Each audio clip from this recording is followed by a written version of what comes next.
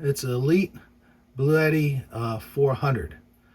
And so this has a 3,840 watt hour battery. It's capable of putting out 2,600 watts through the inverter. And it's pretty cool because I have it hooked up to 4 solar panels in the back. That's what this input is here. And the 4 solar panels are in parallel, and they can put up 940 watts. Now it's January in Pennsylvania, and yesterday I got some clear sun at 9 in the morning, and it was around 550 watts coming into it. That's pretty good. Then it got cloudy, and it dropped down in the hundreds. So I guess the moral of that story is you got to have good sunlight for the solar to work. But the good news is this uses a battery backup that's able to bring power in from the grid, and it also has a setting that allows it to charge at certain times. Like if you have cheaper power in the middle of the night, you can set it to, and in my case I have it charging from 0 to 3 in the morning. Here's something that really kind of surprised me. It has a disaster warning it gets from the weather service through the Wi-Fi. If it detects bad weather coming, it'll charge itself up to 100%. That's what it did last night because it snowed. And so it charged itself up to full capacity in the event of bad weather coming. It did that automatically. I just had to turn on the feature. It was pretty cool. Right now you can see it's putting out 142 watts. That's to my freezer. That's what this one is. My sump pump's over here. So if I lose power, my freezer and my sump pump will keep on working. Even if I'm not home, I don't have to do anything. And then it charges itself up appropriately. Normally it's going to use solar power, but if that's not available, it'll use the grid and charge itself up in the middle of the night. So this thing's pretty cool. I mean, some of the features that it has is pretty nice.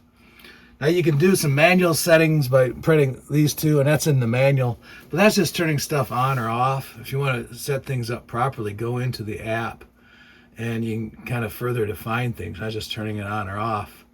For example, the solar charging I have set up on a timer. Like I said earlier, it will charge between midnight and 3 in the morning. And then also, there's a state of charge setting. So if it drops down below 20 on the battery because it's cloudy outside or whatever, then it'll get power off the grid. It won't let the power drop lower than that. And I had mine set 50, I think. And once it gets above 50, then it uses the priority for the solar power. And like I said, last night it charged itself all the way up to 100 because it's snowing outside. So the weather service sent a message that we had severe weather coming our way, and the thing charged itself up. That's pretty cool. It also has a power lifting mode that takes it from 26 to 3,900 watts. They said in the instructions that's for heaters. I think I had it on for a while and turned it off a while. It doesn't really matter for me. I have it running the refrigerator, so I don't have any heaters hooked up to it. They have an eco mode that I turned off. Frankly, I don't want the eco mode on because that turns off the AC power if there's nothing on there. Like my refrigerator cycles on and off. And if it cycles off and then the thing turns off, I want it to be able to cycle back on again. So I turned off the eco mode. And I already talked about the working mode, how you can set the timer control for charging and also the state of charge. I'm still playing around with that state of charge. I want to, especially in the summer, I'll probably pull back the state of charge, the higher percentage there, to a lower setting because I want to use more solar.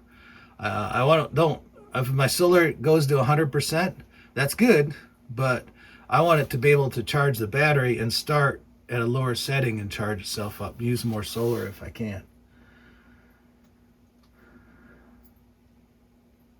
It also has in the charging mode, it has a silent mode. I turned that on because what that does is it just charges at a lower rate. And I think that's probably a little bit better for the batteries. That's just my own opinion. I don't know if you have a different opinion, post it. But basically, the silent mode, it doesn't turn on the blowers, I think. because it charges at a lower rate, and it's at probably a little bit better for the battery. So I just put it on silent mode. And the difference is, instead of charging at like 1400 watts, it charges like 1000. So yeah, so it takes a little bit more time to charge the battery, but it's not that big of a difference, I don't think. Anyways, this thing's pretty cool. I'm really satisfied with it, and I'm still playing around with it, trying to figure out its uses. I may even run another circuit for my refrigerator upstairs, especially in the summer if I'm pulling lots of solar energy, so I can hook more stuff to this thing, and that will automatically just reduce my electric bill. Another thing that I did is on my furnace, my indoor unit, I have a gas furnace, propane furnace, but I can splice into the power line coming down from my grid power and run the furnace in case the power goes out. Then I'll still have heat in the house.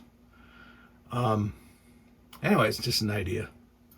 And I've already tried that. That works pretty good. So anyways, really happy with the Bluetti. And they had a really good deal. They knocked it down to $1,300. And I bought it right before in December, right before the new year. So I think I'll be able to take 30% off my taxes, so that'll knock the price down in the 900s. So that's well worth it. And you can look up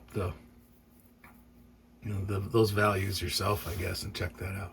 Anyways, really happy with the Bluetti, and for $900,000, I think it's a good investment. Just keep power coming to my house in case we have a need for emergency power. We got it. Anyways, we'll talk to you later. Bye-bye.